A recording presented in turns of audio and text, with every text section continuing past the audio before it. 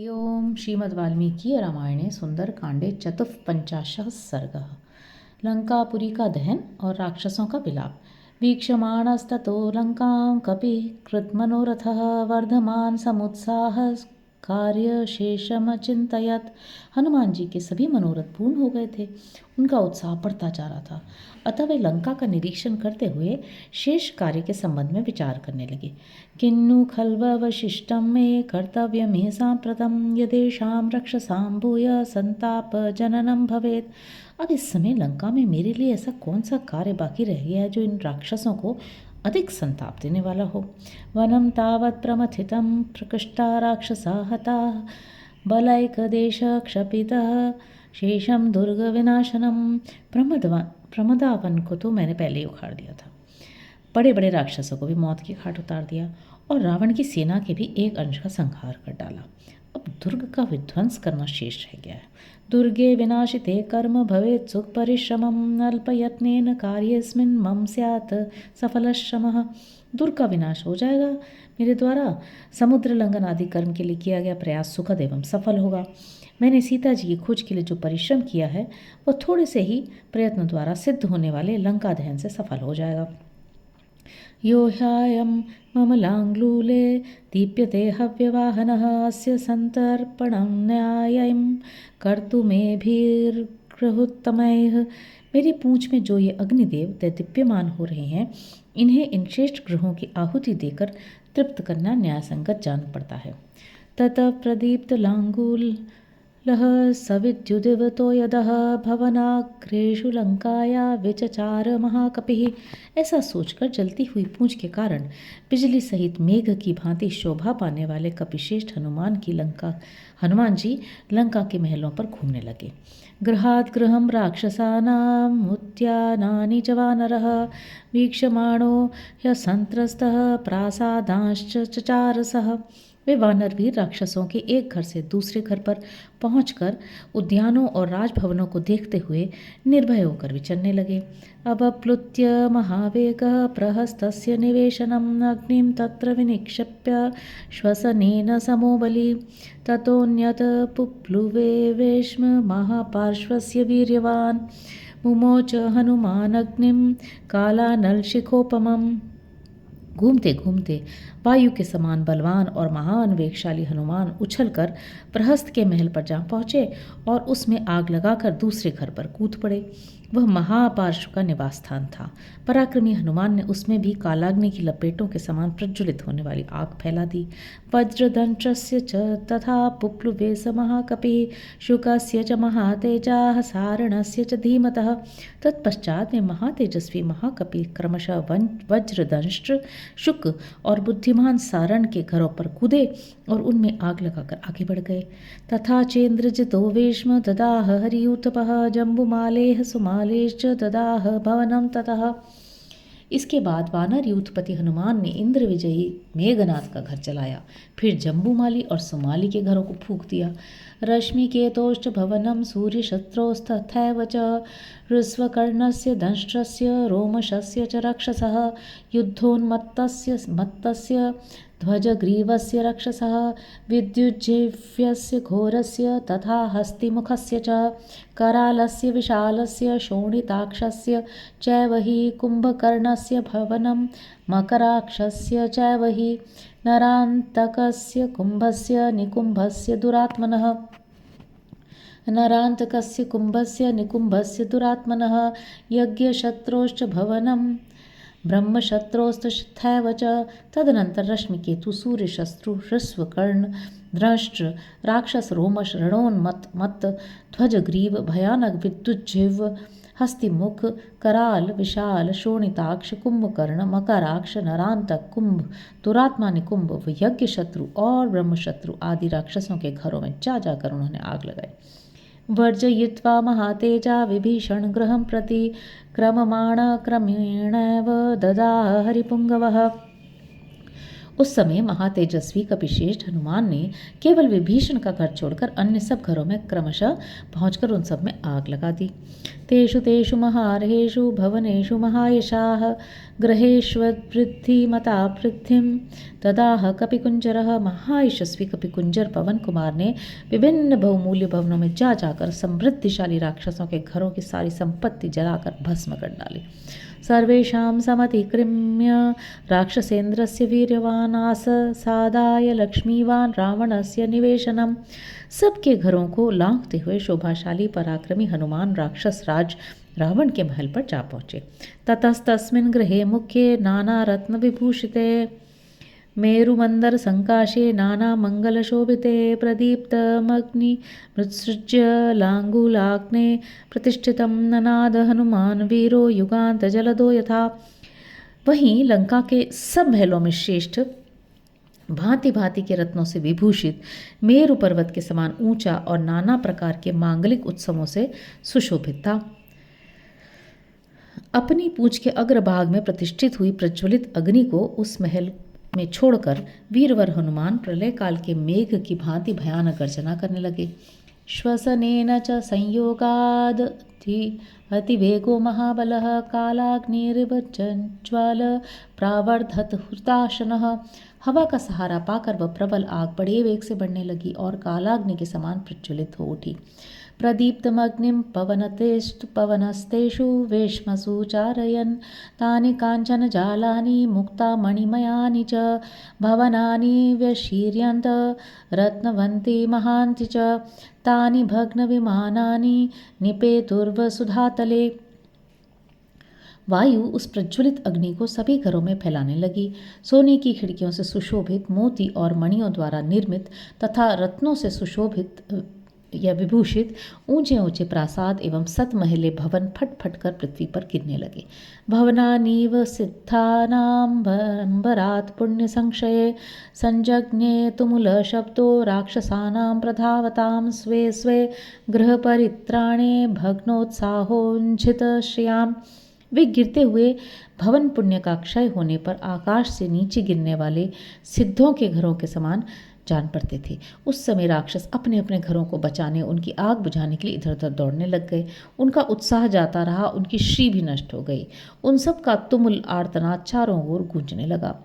नूनमेषोऽग्निरायात कपिरूपेण हायति क्रन्दन्त्यः सहसा पेतु स्तनन्धयधरा स्त्रियः।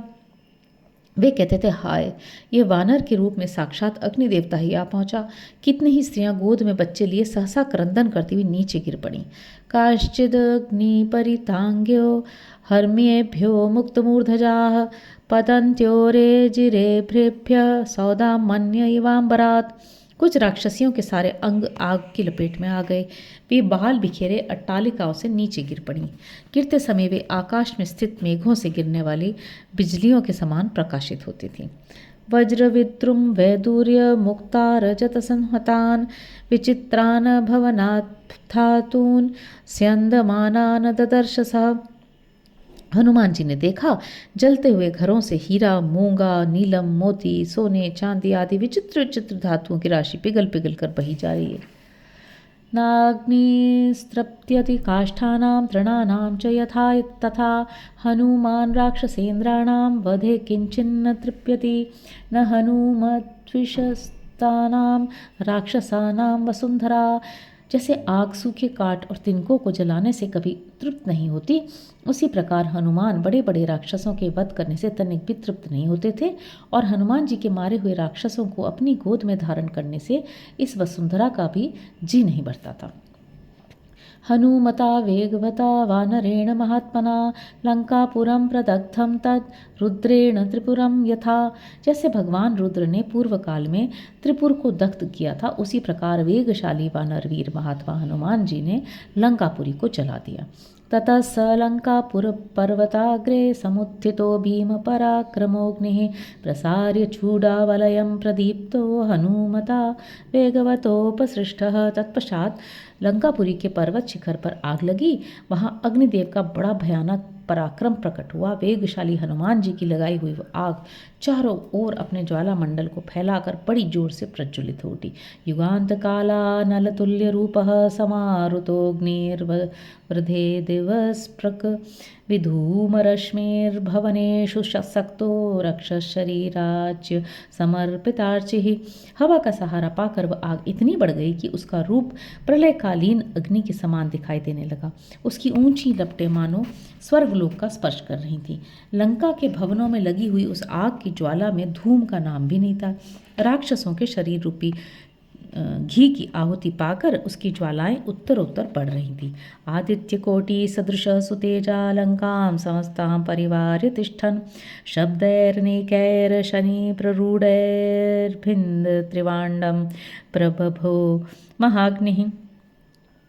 समूची लंकापुरी को अपनी लपटों में लपेटकर फैली हुई वो प्रचंड आग करोड़ों सूर्यों के समान प्रज्वलित हो रही थी। मकानों और पर्वतों के फटने आदि से होने वाले नाना प्रकार के धड़ाकों के शब्द बिजली की कड़क को भी मात करते थे। उस समय वह विशाल अग्नि ब्रह्मांड को फोड़ती हुई सी प्रकाशित हो रही थी। तत्रांबरादाग्निरति प्रवृद्धो रुक्ष प्रभ किंशुक पुष्पचूडः निर्वाण धूमाकुलराजयश्च नीलोत्पलाभा प्रचकारिषेप्राः। वहाँ धरती से आकाश तक फैली हुई अत्यंत बड़ी चढ़ी आग की प्रभा बड़ी तीखी प्रतीत होती थी। उसकी लपेटें टेसू के फूल की भांति लाल दिखाई देती थी। नीचे से जिनका संबंध टूट गया था वे आकाश में फैली हुई धूम पंक्तियां नील कमल के समान रंग वाले मेघों की तरह प्रकाशित हो रही थी। वज्री महेंद्र स्त्रिदशेश्वरो वा साक्षादमयमो मा वरुण नीलो या रौद्रोऽग्निरर्को धनदश्च सोमो न वा नरयं स्वयमेव कालः किं ब्रह्मणः सर्वपितामहस्य लोकस्वधातुश्चतुराननस्य इहागतो वानररूपधारो रक्षोपसंहारकर प्रकोपः किं वैष्णवं वा कपिरूपये मेत्य रक्षो विनाशाय परं सुतेजः अचिन्त्यं व्यक्तमनन्तमेकं स्वमायया साम्प्रतभागतं वा इत्येव मूचुर्बहवो विशिष्टा रक्षो गणातस्त्र समेत्य सर्वे सप्राणिसंकां सगृहां सवृक्षां दग्धां पुरीं तां सहसा समीक्ष्य। प्राणियों के समुदाय ग्रह और वृक्षों सहित समस्त लंकापुरी को सहसा दग्ध हुई देख बड़े बड़े राक्षस झुंड के झुंड एकत्र हो गए और वे सब के सब परस्पर इस प्रकार कहने लगे, यह देवताओं का राजा वज्रधारी इंद्र अथवा राक्षस साक्षात यमराज तो नहीं है। वरुण वायु रुद्र अग्नि सूर्य कबेर या चंद्रमा समेत तो कोई नहीं है। ये वानर नहीं साक्षात काल ही है। क्या संपूर्ण जगत के पितामह चतुर्मुख ब्रह्मा जी का प्रचंड कोप ही वानर का रूप धारण करके राक्षसों के संहार के लिए यहाँ उपस्थित हुआ है, अथवा भगवान विष्णु का महान तेज जो अचिंत्य अव्यक्त अनंत और अद्वितीय है अपनी माया से वानर का शरीर ग्रहण करके राक्षसों के विनाश के लिए इस समय तो नहीं आया है। ततस्तु लंका सहसा प्रदग्धा सराक्षसा साश्वरथा सनागा सपक्षी संघा समृगा सवृक्षा रुरोददीना तुमुलम स्म सशब्दम। इस प्रकार घोड़े हाथी रथ पशु पक्षी वृक्ष और कितने ही राक्षसों सहित लंकापुरी सहसा दग्ध हो गई। वहाँ के निवासी दीन भाव से तुमुल नाद करते हुए फूट फूट कर रोने लगे। हा तात हा पुत्र कांत मित्र हा जीवित शांग हतम सुपुण्यम रक्षोभिरेवं बहुधा प्रवृत्ति शब्द कृतो घोरतर सुभीमः। वे बोले, हाय रे बापा, हाय बेटा, हाय स्वामीन, हा मित्र, हा प्राणनाथ, हमारे सब पुण्य नष्ट हो गए। इस तरह भांति भांति से विलाप करते हुए राक्षसों ने बड़ा भयंकर एवं घोर आर्तनाद किया। हुताशन ज्वाल समावृता साहत प्रवीरा परिवृत्त योधा हनुमतः क्रोध बलाभिभूता बभूव शापो पहतेव लंका। हनुमान जी के क्रोध बल से अभिभूत हुई लंकापुरी आग की ज्वाला से घिर गई थी। उसके प्रमुख प्रमुख वीर मार डाले गए थे। समस्त योद्धा तीतर बतर और उद्विग्न हो गए थे। वे इस प्रकार अब पूरी शाप से आक्रांत हुई सी जान पड़ती थी। ससंभ्रमं त्रस्त विषण्ण राक्षसां समुज्ज्वलज्वाल हुताशनांकितां तदर्श लंकां हनुमान महामना स्वयंभुरोषोपहतामिवाविनिम्। महामनस्वी हनुमान ने लंकापुरी को स्वयंभू ब्रह्मा जी के रोष से नष्ट हुई पृथ्वी के समान देखा। वहाँ के समस्त राक्षस बड़ी घबराहट में पड़कर त्रस्त और विषादग्रस्त हो गए थे। अत्यंत प्रज्वलित ज्वालामालाओं से अलंकृत अग्निदेव ने उस पर अपनी छाप लगा दी थी। भङ्क्त्वा वनं पादपरत्नसङ्कुलं हत्या तु रक्षांसि महान्ति संयुगे दग्ध्वा पुरीं तां गृहरत्नमालिनीं तस्थौ हनुमान पवनात्मज कपिः। पवन कुमार वानर वीर हनुमान जी उत्तमोत्तम वृक्षों से भरे हुए वन को उजाड़कर, युद्ध में बड़े बड़े राक्षसों को मारकर तथा सुंदर महलों से सुशोभित लंकापुरी को जलाकर शांत हो गए। स राक्षसास्तान सुबहुंश्च हत्वा वनं च भङ्क्त्वा बहुपादपं तत् विसृज्य रक्षो भवनेषु चाग्निं जगाम रामं मनसा महात्मा। महात्मा हनुमान बहुत से राक्षसों का वध और बहुसंख्यक वृक्षों से भरे हुए प्रमदावन का विध्वंस करके निशाचरों के घरों में आग लगाकर मन ही मन श्री रामचंद्र जी का स्मरण करने लगे। ततस्तु तम वानरवीर मुख्यम महाबलम मारुततुल्य वेगम महामतिम वायुसुतम वरिष्ठम प्रतुष्टु वुर्देव गणाश्च सर्वे। तदनंतर संपूर्ण देवताओं ने वानर वीरों में प्रधान महाबलवान वायु के समान वेगवान परम बुद्धिमान और वायु देवता के श्रेष्ठ पुत्र हनुमान जी का स्तवन किया। देवाश्च सर्वे मुनिपुंगवाश्च गंधर्व विद्याधरपन्नगाश्च भूतानि सर्वाणि महान्ति तत्र जगमु परां प्रीतिमतुल्य रूपाम। उनके इस कार्य से सभी देवता मुनिवर गंधर्व विद्याधर नाग और संपूर्ण महान प्राणी अत्यंत प्रसन्न हुए। उनकी उस हर्ष की कहीं तुलना नहीं की थी। भंक्त्वा वनं महातेजा हत्वा रक्षांसि संयुगे दग्ध्वा लंकापुरीं भीमां रराज स महाकपिः। महातेजस्वी महाकपि पवन कुमार प्रमदावन को उजाड़कर युद्ध में राक्षसों को मारकर और भयंकर लंकापुरी को जलाकर बड़ी शोभा पाने लगे। गृहाग्रयी शृंगाग्रतले विचित्रे प्रतिष्ठितो वानरराजसिंहः प्रदीप्त लांगूल कृतार्चिमाली व्यराजादित्य इवार्चिमाली। श्रेष्ठ भवनों के विचित्र शिखर पर खड़े हुए वानर राज सिंह हनुमान अपनी जलती पूंछ से उठती हुई ज्वाला मालाओं से अलंकृत हो तेज पुंज से दैदीप्यमान सूर्यदेव के समान प्रकाशित होने लगे। लंकां समस्तां समीं सम्पीड्य लांगूलाग्निं महाकपिं निर्वापयामास तदा समुद्रे हरिपुंगवः। इस प्रकार सारी लंकापुरी को पीड़ा दे वानर शिरोमणि महाकपि हनुमान ने उस समय समुद्र के जल में अपनी पूंछ की आग बुझाई। ततो देवा सगंधर्वा सिद्धाश्च परमर्षयः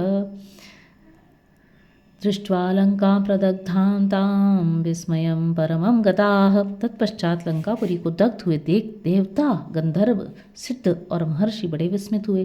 तम दृष्ट्वा वानरश्रेष्ठं हनुमन्तं महाकपिं कालाग्निरिति संचिन्त्य सर्वभूतानि तत्र सुः। उस समय वानर श्रेष्ठ महाकपि हनुमान को देख ये कालाग्नि है ऐसा मानकर समस्त प्राणी भय से थर्रा उठे। इतिहासे श्रीमद् रामायणे वाल्मीकिये आदिकाव्ये सुंदरकांडे 54 सर्गः। इस प्रकार श्री वाल्मीकि निर्मित आर्ष रामायण आदि काव्य के सुंदरकांड में 54वां सर्ग पूरा हुआ। हरि ओम।